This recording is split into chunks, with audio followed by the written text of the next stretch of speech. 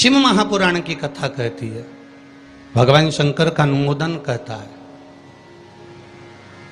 कि आपकी जो भक्ति है, भगवान धन से, संपदा से या सत्ता से या वैभव से या दौलत से भगवान कभी नहीं रीझता।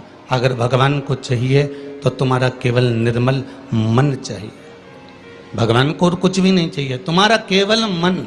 उसके सिवाय भगवान तुम्हारे वैभव से, तुम्हारे पास में कितनी गाड़ी है, कितना बंगला है, कितना धन है, कितना वैभव है, कितनी सत्ता है, कितनी दौलत है, भगवान को उससे कोई मतलब नहीं। भगवान को अगर मतलब है तो केवल तुम्हारे मन से मतलब है। शबरी अम्बा के दरवाजे पर भगवान गए, क्या दिया शबरी अम्बा ने? भगवान को क्या प्रदान करा शबरी अम्बा ने? केवल एक झूठे बेर, और झूठे बेर के सिवा भगवान कुछ ले भी नहीं रहा है। अब तुम शंकर जी को क्या देते हो? अगर शबरी अम्बा ने भगवान राम को झूठा बेर दिया है तो आपने कौन सा अच्छी चीज दी थी भगवान को? जल दिया, वो मछली का झूठा था। दूध दिया, वो बछड़े का झूठा था। फूल दिया, वो भौरे का झूठा था। मिठाई बना कर दी, वो चींटी की झूठी थी। तुमने दिया क्या? और ये मनुष्य का शरीर दिया भगवान के चरणों में, ये भी तो झूठा है। फोन पे तो तुरंत कह देता है, माँ तो तारे बिना एक बिना नहीं रहूं, एक मिनट नहीं रहूं, तेरी तो मुझे बहुत याद आए। और भगवान के पास जाए कि तुम्हारे बिना मेरा कोई नहीं है। भगवान के रेंदे रे झूठेला। भगवान भी कहते काहे को झूठ बोले? अभी फोन पे बोल रहा था, मेरे को थारी याद आ रही, तेरे बिना एक मिनट नहीं रह सकता, तू तुम्हारे हृदय में बसी ने, तू तुम्हारा चित्त वृत्ति में बसी। और मंदिर पहुंचा ने अगरबत्ती लगाते लगाते बोला, तन मन धन सब कुछ तेरा। भगवान के आ गया भेरू झूठेला। भगवान सोचे काय आया।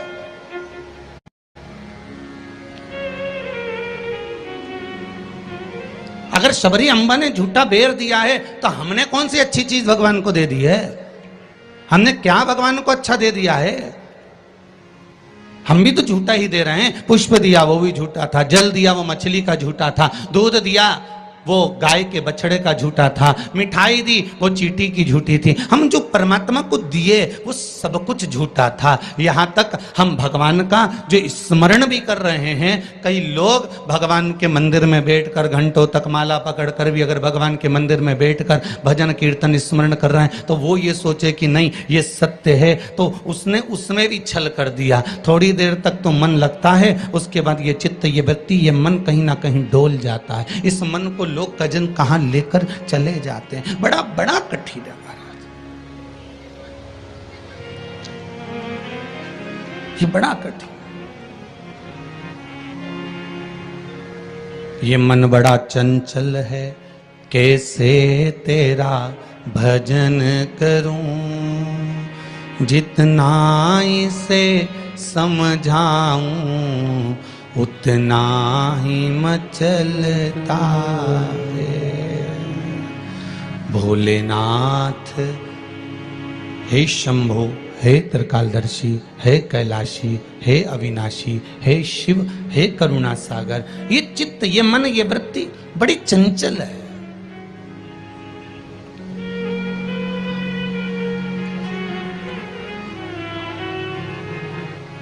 अगर ये मन, ये चित्त, ये वृत्ति थोड़ी भी परमात्मा में लग गई तो जीवन की सार्थकता हो गई।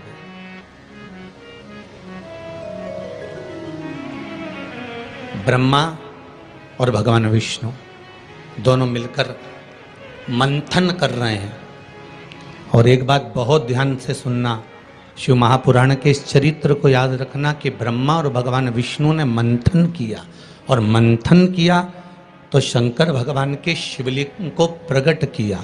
आपसे भी निवेदन है, जब दोनों पति पत्नी, भाई भाई, घर के बुजुर्ग, माता पिता, घर के बच्चे जब एक साथ कहीं बैठे हुए हों तो शिव महापुराण की कथा कहती है आप भी शिव महापुराण का थोड़ा सा मंथन करो। उस मंथन से जो प्रकट होगा वो तुम्हारे घर का आनंद करा देगा।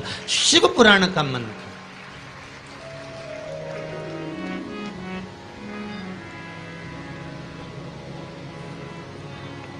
थोड़ी देर अपने माता पिता के पास में जाकर बैठा करो, थोड़ी देर जब घर से जाते हो तो अपने घर में जो मंदिर है, अपने घर में जो देवालय है, अपने घर में जो शिव जी हैं, अपने घर में जो राम जी हैं, अपने घर में जो ठाकुर जी हैं, अपने घर में जो कृष्ण हैं, अपने घर में जो देवता विराजमान हैं, आप उनके पास जाकर बैठकर फिर अपने गंतव्य की ओर अपने कार्य के लिए जाइए। और शाम को जब आओ तो पत्नी और बच्चों से, परिवार से बाद में मिलो।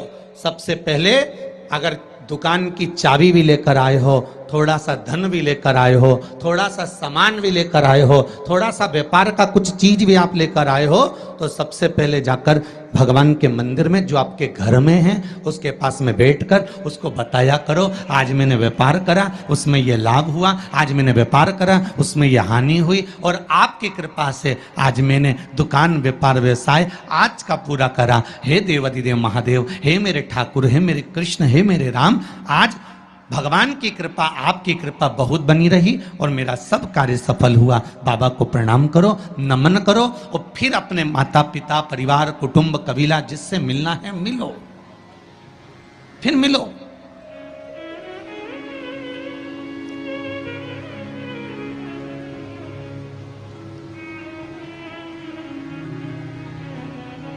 आज किसी ने एक प्रश्न किया था सुबह, गुरुदेव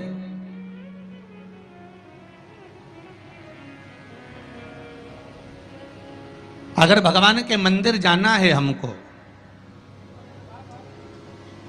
और शरीर में अगर कष्ट है, शरीर में अगर रोग है, शरीर में अगर बीमारी है, शरीर में अगर दुख है, शरीर में अगर कष्ट है, तो क्या नहाना जरूरी है?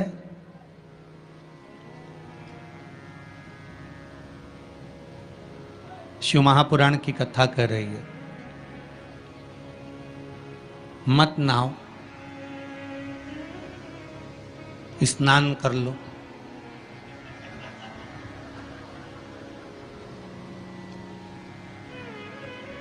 मत नहाओ, स्नान कर लो।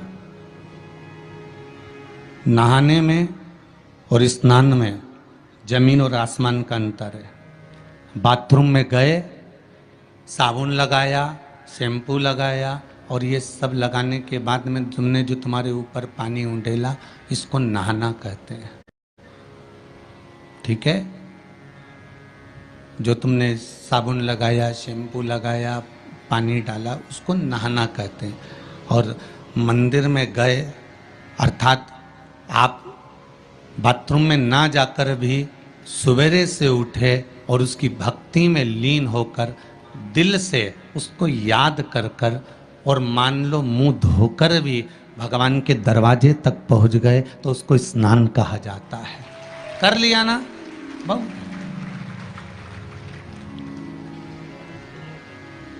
नहीं है ना शरीर में बल? एक पत्र में लिखा है किसी ने,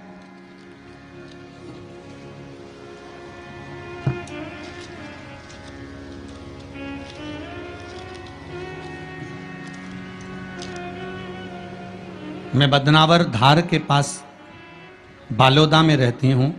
मेरा नाम शांतिबाई कुमावत है। कहीं बैठी हो तो खड़ी हो जाएं। आप ही हैं? दोनों हाथ हिला दो एक बार। मेरा नाम शांतिबाई कुमावत है। गुरुदेव, आज मैं अपने पैरों पर खड़ी हूं और घूम रही हूं, ये शिव की ही कृपा है, शंकर की कृपा है। मैं कैंसर से पीड़ित हूं। बहुत सारे अस्पतालों में मेरा इलाज हुआ है। ऐसा कोई हॉस्पिटल गुजरात का, राजस्थान का और महाराष्ट्र का नहीं जहां पर मेरा इलाज नहीं हुआ। रह रह कर कैंसर उपज रहा था, परेशान हो गई थी गुरुदेव। तब बाबा की कृपा से डॉक्टर ने कह दिया अब तुम्हारे शरीर में और ऑपरेशन का दम नहीं बचा, इसलिए अब तुम भगवान के ही सहारे जियो। और डॉक्टर ने अगले ऑपरेशन करने से मना कर दिया। मैं घर आ गई, शिव महापुराण की कथा सुनी और गुरुदेव अब मैंने भी विचार कर लिया कि ये शरीर मैंने शंकर को दे दिया। और गुरुदेव एक बेलपत्री शिव जी पे चढ़ी हुई अपनी पोती से, बेटों से बुलवाती और उस बेलपत्री को जल के साथ खाना चालू कर दिया। 2 कदम भी नहीं चल पाती थी क्योंकि कैंसर के ऑपरेशन इतने हुए थे। गुरुदेव, आज मैं इस पंडाल में बैठकर कथा सुन रही हूं, ये शिव की ही कृपा है, ये शंकर की करुणा। एक बात बहुत सुंदर आपने लिखा है शांतिबाई जी, माता जी, कि गुरुदेव जांच भी कराई, अब डॉक्टर बोल रहा है तुम तो ठीक होती चली जा रही हो, ऑपरेशन की भी जरूरत नहीं है। अब बाबा की यह कृपा हुई है, ये करुणा है। बैठो मां, बैठो। हर हर महादेव। ये शिव की कृपा है, ये शंकर की करुणा, ये शंकर की उदारता है, ये शंकर की दया है, ये शिव करुणा है। अकाल मृत्यु वो मरे जो काम करे चंडाल का काल, उसका क्या बिगाड़े जो भक्त हो महाकाल का। शंकर की आराधना करने वाला, शिव का स्मरण करने वाला, शिव भक्ति में डूबने वाला, शंकर का अनुमोदन करने वाला कभी भी भटकता नहीं है। शिव उसको मार्ग तक पहुंचा ही देता है, पहुंचाएगा।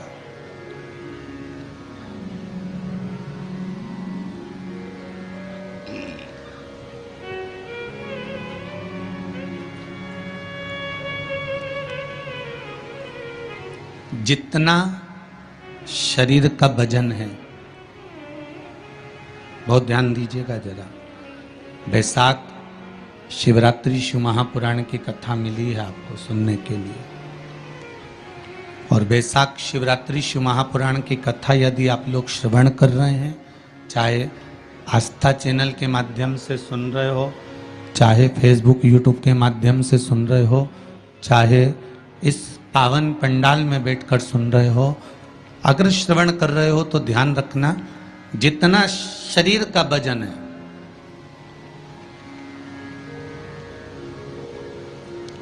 सत्तर kilo, 25 kilo, 20 kilo, 15 kilo, 50 kilo, उतना ही किलो के हिसाब से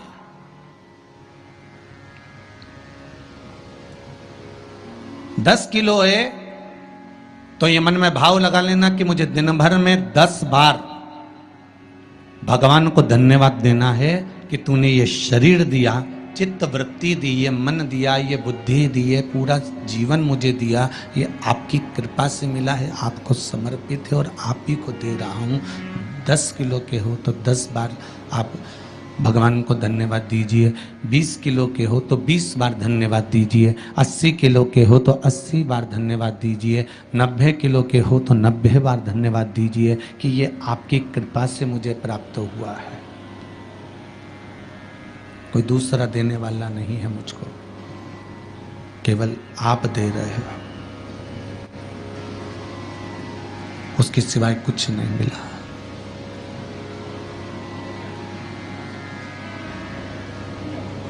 बड़ी मुश्किल से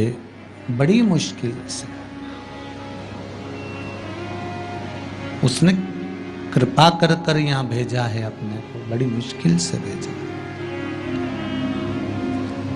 शंभो शरणे पड़ी मांगू घड़ी रे घड़ी, दुख काटो दया करी ने दर्शन। भगवान से प्रार्थना करते रहो, निवेदन करते रहो, उसके चरणों में जाकर धूप लगाते रहो, उसको नमन करते रहो, उससे विनती बार बार करते रहो कि तेरे बल पर जी रहा हूँ, तेरी कृपा से जी रहा हूँ, तेरी करुणा से जी रहा हूँ, उसके सिवाय कुछ भी नहीं है महाराज। भगवान विष्णु और भगवान ब्रह्मा ने मंथन किया और भगवान विष्णु और भगवान ब्रह्मा जब मंथन करे तो उस मंथन में शिवलिंग प्रकट हुआ।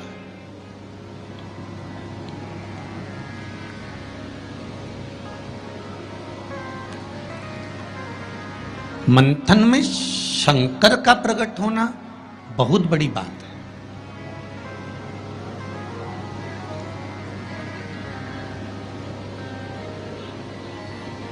जैसे बात बात में शिवजी का नाम, शंकर का यश, शंकर भगवान का गुणगान, शंकर भगवान की भक्ति की बात आपके मुख पर अगर बार बार आ रही है ना, आप बार बार कह रहे हैं कि बड़ी कृपा करी साहब मेरा, मैंने तो पशुपति व्रत करा था और भगवान ने मेरा ऐसा कर दिया, मैंने भगवान को मूंग चढ़ाया था और भगवान ने ऐसा कर दिया, मैंने चावल चढ़ाया था भगवान को और भगवान ने ये कर दिया, मैंने भगवान को बेलपत्र चढ़ाया था भगवान ने मेरा ये काम कर दिया, भगवान को मैंने धतूरा चढ़ाया था भगवान ने मेरा ये काम कर दिया। आप बार बार शिव जी का यशगान गाते हो ना, यश गुण गाते हो, तो उसमें भी एक सुख का अनुभव होता है।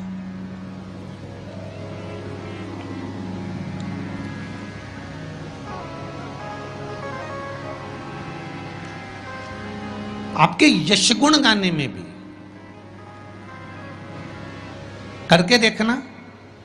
साथ से निवेदन है, बहू की बड़ाई करके देखो, बहू का यश गुण गाकर देखो। कितनी भी बुरी बहू हो, कितना भी अपशब्द कहती हो, कितना भी ताना देती हो, कितनी भी गाली देती हो, कितना भी आड़ा टेढ़ा बोलती हो, भले तुम्हें संभालती हो ना संभालती हो, तुम्हारा सम्मान करती हो ना करती हो, तुम्हारा आदर करती हो ना करती हो, उसके बाद भी तुम 4 लोगों से अपनी बहू की बड़ाई कर कर देखना, खूब बड़ाई करना उसकी, खूब यश गुण गाना उसका। भले वो गाली दे, अपशब्द के ताना दे, कुछ भी बोले, पर तुम यश गुण गाओ उसका, खूब गाओ और खूब दिल से यश गुण गाओ उसका। 1 महीना इंतजार करना यश गुण गाते गाते। दूसरे महीने में जिस बहू का तुमने यश गुण गाया है, ये शिव महापुराण की कथा कहती है, वो भी सिर पर पल्लू लेकर तुम्हारे को धोख लगाने आएगी जरूर, ये पक्का है। आप अपने भीतर कुछ अच्छा तो लाओ।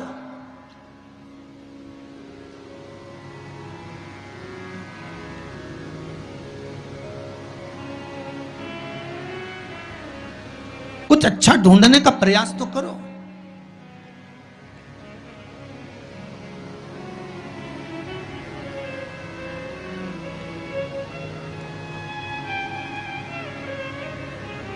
आज कोई कह रहा था गुरुजी, पूरे भारत में, पूरे जगह पर देखा जाए तो आज दुनिया के लोग ये भगवान के नाम से क्यों इतना चिढ़ने लगे।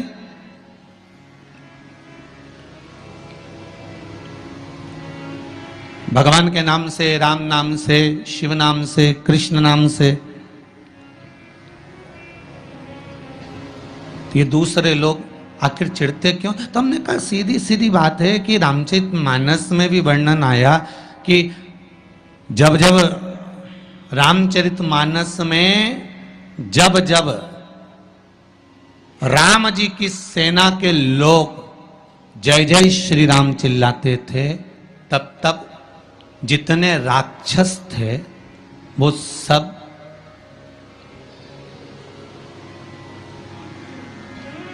जितने राक्षस थे, जितने भी,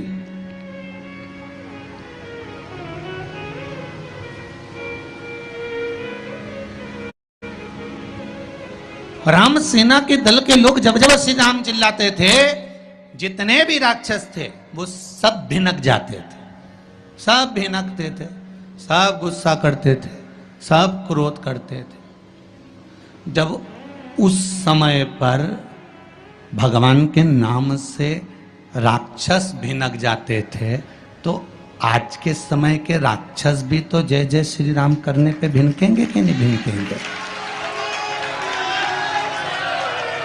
जरा विचार तो करो।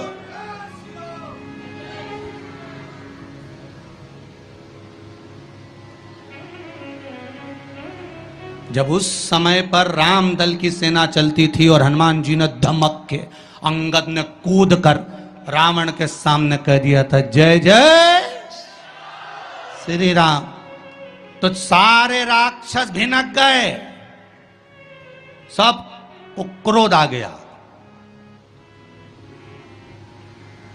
सबको गुस्सा। तो जब त्रेता में ये हाल था राक्षसों का राम नाम से, तो फिर तो ये तो कलयुग है।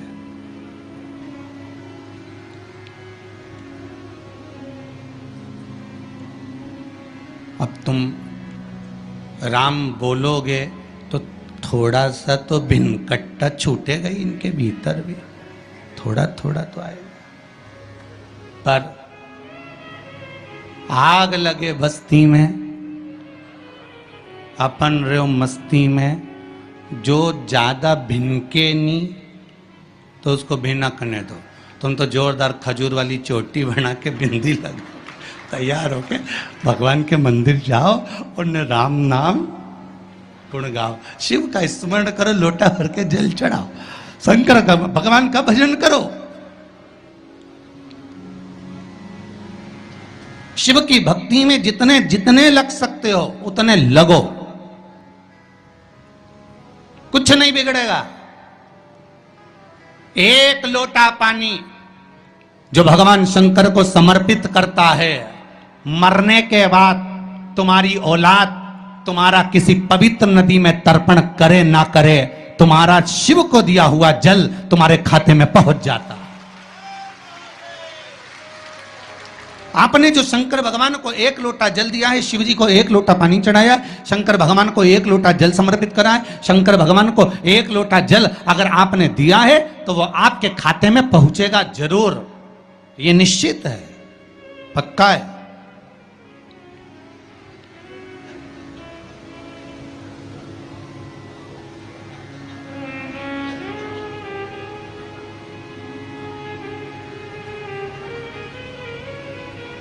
और शिव भक्ति के अनुसार, शंकर भगवान के अनुमोदन के अनुसार,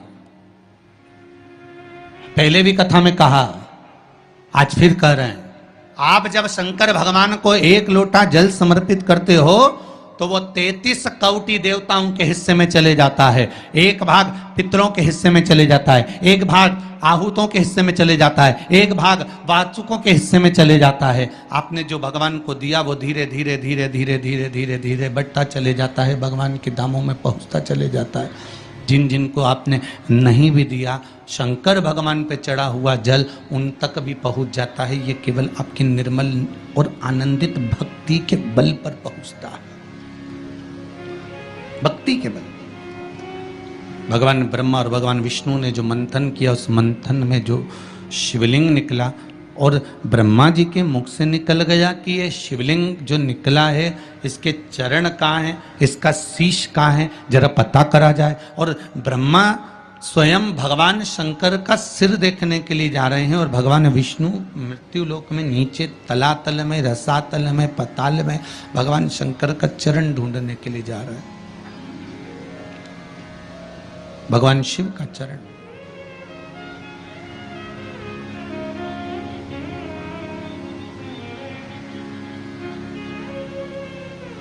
गए दोनों, वो ऊपर गए, ये नीचे गए देखने के लिए। कई लोग शिव महापुराण की कथा, स्मरण, भजन, कीर्तन सुनने के लिए नहीं जाते हैं। मंदिर में कई लोग भगवान शंकर पर जल चढ़ाने नहीं जाते हैं। कई लोग ये देखने के लिए जाते हैं कि कौन आया कौन नहीं आया, किसने सुना और किसने ना सुना, किसने धारण करा किसने ना करा।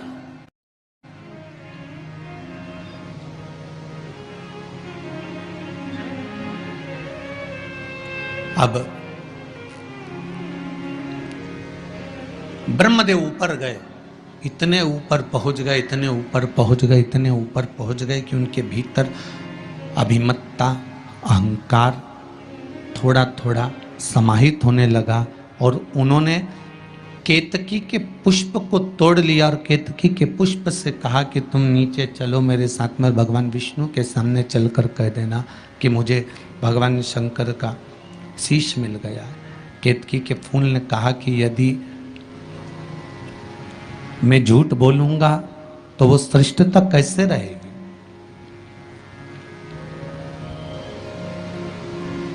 मेरे झूठ बोलने की श्रेष्ठता कैसे होगी? कौन मानेगा मेरी बात को? सामने से गौ माता निकल कर जा रही थी, गाय से कह दिया तुम चलकर कह दो कि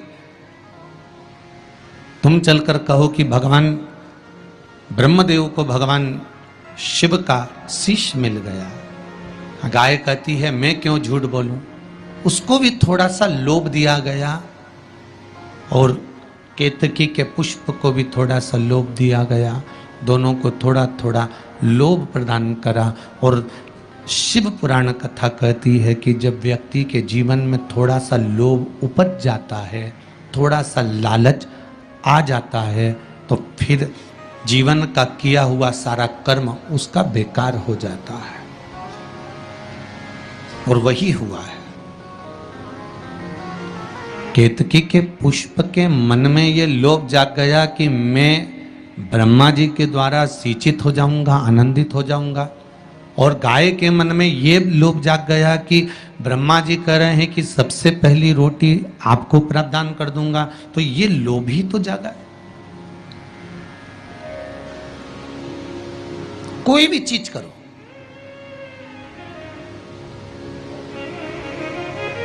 अगर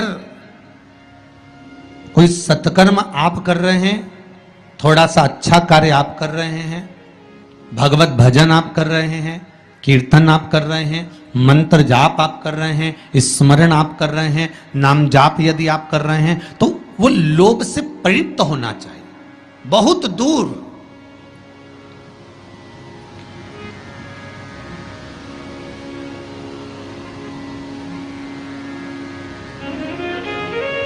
आपके भीतर वो उपजे ना।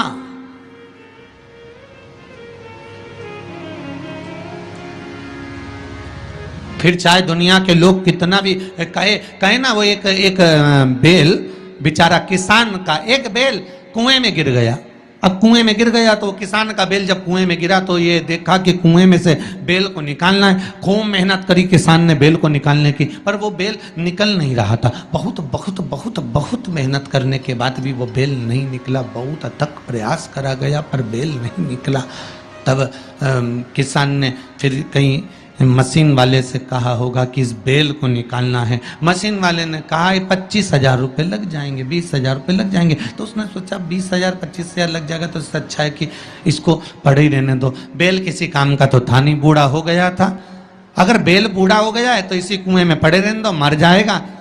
इसी कुआं भी सूख गया है, इसमें कोई दिक्कत वाली बात नहीं, अपन कचरा पटकते जाएंगे, बेल को वहीं की वहीं दबा देंगे। गाँव के लोगों से कह दिया मेरा बेल कुएं में गिर गया है और ये बूढ़ा हो गया था। एक काम करो, तुम्हारे गांव का जितना भी कचरा है ना, घर वाले वो सब लाकर इसमें डालते हैं ना, बेल मर जाएगा, धीरे धीरे उस पे मिट्टी डल जाएगी। गांव के लोगों ने कचरा लाकर डालना चालू करा। जैसे जैसे बेल के पास में कचरा पटकना प्रारंभ करा, बेल भी समझदार था।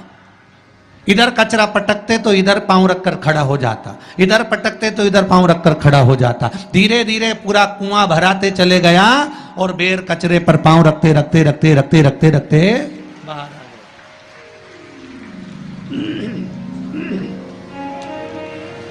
बेल कचरे पर पांव रखते रखते रखते रखते बाहर आ गया, ऊपर आ गया। और जब वो ऊपर आया, निकल कर बाहर भाग गया, निकल कर बाहर भागा। बेल से हमको एक सीख लेना चाहिए, हमको एक चीज सीख लेना चाहिए। बुराई करने वाले कितनी भी बुराई करेंगे, निंदा का कचरा, बुराई का कचरा कितना भी पटकेंगे, हमको केवल उस पर पांव रखकर निकल कर बाहर की ओर चले जाना है और हमारे जीवन को सार्थक बना लेना है। करे करे तो करे।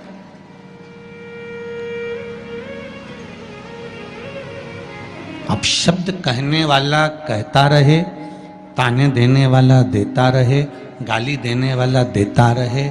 अपनी शिव भक्ति, अपना स्मरण, शंकर का अनुमोदन होता रहे, बस इसका ध्यान रखना। बैसाख के महीने में नवमी तिथि को माता जानकी का प्रागट्य हुआ है पृथ्वी से।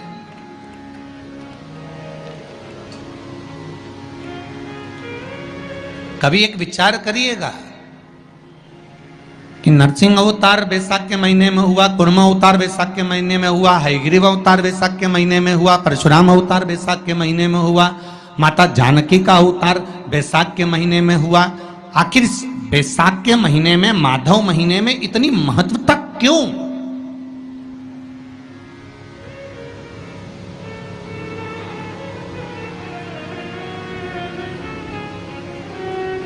बैसाख के महीने में पड़ने वाली एकादशी, चतुर्थी, प्रदोष, अमावस्या, पूर्णिमा, शिवरात्रि, ये सभी इतनी महत्वपूर्ण क्यों हो जाती है?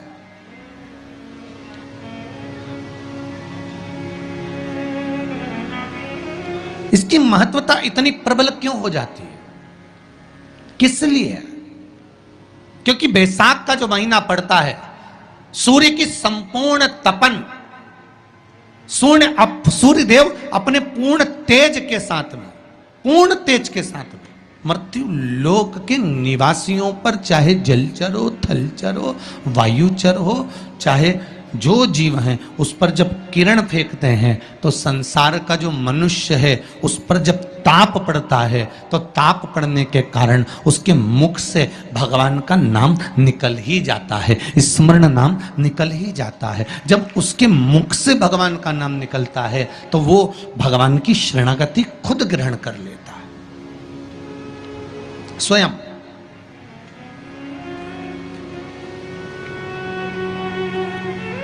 शरणागति ग्रहण कर लेना।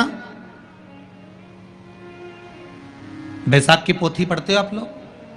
आप में से अगर कोई पढ़ता हो बैसाख महीने की पोथी, तो उसमें एक वर्णन आता है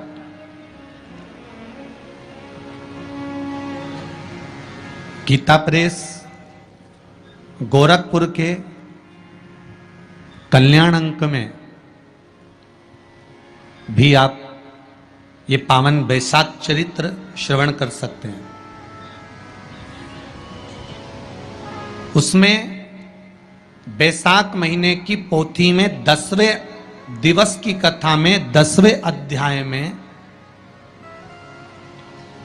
एक व्याध और शंख मुनि का चरित्र आता है।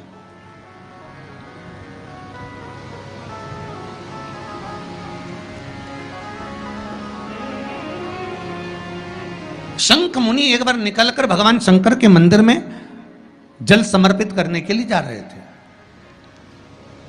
और शिव मंदिर की ओर जाते जाते जाते जाते जाते जाते बीच मार्ग में चलते चलते चलते चलते और वो शंख मुनि जब शिव के मंदिर में पहुंचे, शंकर भगवान के मंदिर में जाकर उन्हें दर्शन किया,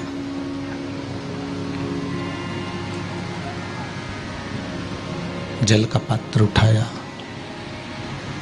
और वो जल का पात्र उठाकर जब भगवान शिव को समर्पित कर रहे थे तो उसी समय जल का पात्र उठाकर जब शंकर भगवान को समर्पित करा गया और शंख मुनि निकलकर जब बाहर आ रहे थे, आते आते शंख मुनि के मन में एक भाव उत्पन्न हो गया कि जब हम भगवान शिव को कुछ वस्तु समर्पित करते हैं तो उसका फल, उसका पुण्य फल हमें कितने समय में प्राप्त होता है। ये शंख मुनि के मन में एक विचार जागृत हो गया, शंख मुनि के मन में एक भाव जागृत हो गया।